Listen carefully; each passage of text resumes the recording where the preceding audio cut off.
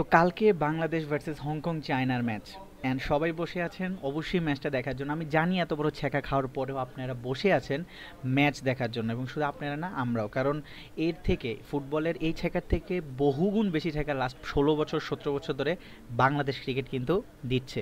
So guys, বর্তমান বাংলাদেশ ফুটবলের যে উন্নতির একটা ধাপ আমরা দেখতে পাচ্ছি, সেই জায়গার ভিতরে আমরা তাদেরকে সাপোর্ট করবো, এটা একদমই স্বাভাবিক। তারা তাদের ইফোর্টটা আমাদের চোখে পড়তেছে, তাহলে কেন সাপোর্ট করবো না? যেখানে ক্রিকেটরা কোনো ইফোর্ট ছাড়াই, মানে কোনো পাগলামি সাগলামি করেও আমাদের বাংলাদেশ ক্রিকেট থেকে আলাদা করতে পারে না মানুষকে, সেখানে আমরা অবশ্যই করবো। সো গাইজ, এটা হচ্ছে মেইন বিষয়। বাট গাইজ, মেইন বিষয় আরেকটা, সেটা হচ্ছে একাদশটা কেমন হওয়া উচিত। আজকে আমি যে একাদশটা দেখাবো সেটা আই গেস আপনাদের সবার মনের একাদশ হবে, আমি এটা একদম ড্যাম শিওর দিয়ে আপনাদেরকে বলতে পারতেছি।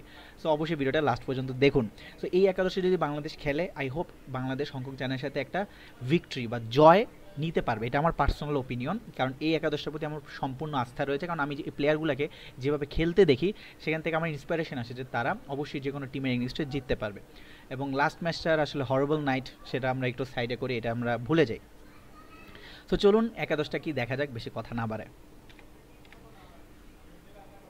আচ্ছা, সো গাইজ, এই দেখতে পাচ্ছেন প্রেফারেবল লাইন আপ, এটা হচ্ছে আমার বানানো প্রেফারেবল লাইন আপ। এবং আমি এই লাইন আপটা অবশ্যই আপনাদের জন্য বানিয়েছি আমার আমার অনুযায়ী, মানে আমার মত অনুযায়ী। আপনারা জাস্ট আপনারা মিলে আপনারা আমার কমেন্টে একটু জানান যে আপনাদের মতামত কি এই জায়গার ভিতরে।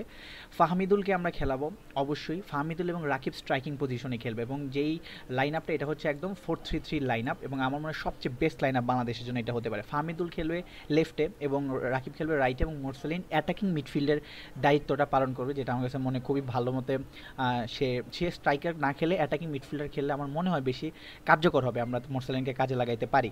এছাড়াও আমরা শামিদ সোমকে, ও এএমএফ খেলবে, বাট অনেকটা লেফট উইং বেস্ট খেলা উচিত। এবং জামালকে আমরা এখানে একটা জায়গায় আমার কাছে মনে হয় জামাল একটু ডিফেন্সিভ মিডফিল্ড অর্থাৎ ডিএমএফ টাইপে খেললে ভালো হয়, এবং হামজাকে আমি ডিএমএফ এমএফ দুইটার মাঝখানেই রাখতে চাই। সে ভাই পুরো মাঠ খেলার মতো ক্যাপাবিলিটি আছে, সে যে মাপের player, he is capable for all doing position. সে সিবিতেও খেলতে পারবে, ডিএমএফও খেলতে পারবে, এমএফও খেলতে পারবে ইজিলি। ঠিক আছে, তো হামজার জন্য সব কিছু উন্মুক্ত।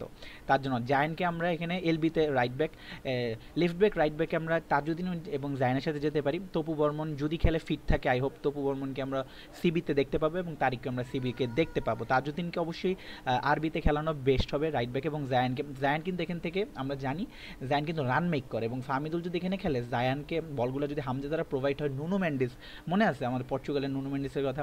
সো নুনো ম্যান্ডিসের মতো ভূমিকাও কিন্তু জায়ান এখানে পালন করতে পারে বলে আমার কাছে লাগে পার্সোনালি, কারণ সে রান মেক করে এবং সে বল ক্রিয়েশন চান্স ক্রিয়েট করার একটা প্রবাবিলিটি সম্ভাবনা থাকে। সো গাইজ, এইটা আমার কাছে মনে, এবং গোলকিতে আমার মনে হয় শ্রাবণকে খেলানো উচিত। I hope save Bangladesh football যে পেজ আছে তারা এটা দিয়েছে, এবং এটা আমার মনের একদম, আমার না আপনাদের মনের অবভিয়াসলি হওয়ার কথা।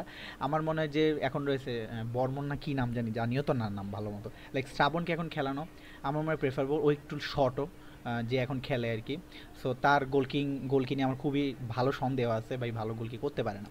সো গাইজ, এই হচ্ছে মোটামুটি একাদশ, এবং আমার কাছে লাগে যে এই একাদশটা খেললে বাংলাদেশ